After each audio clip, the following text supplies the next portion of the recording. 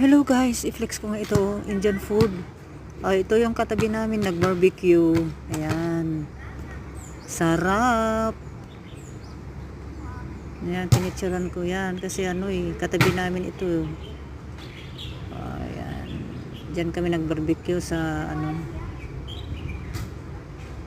diyan mismo. Kaya sila ang sunod sa amin. Ayan daming tao dito.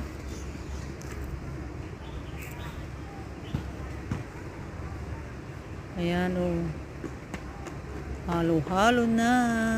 Holiday 3 days kaya ganyan Enjoy lang mga ka-OFW.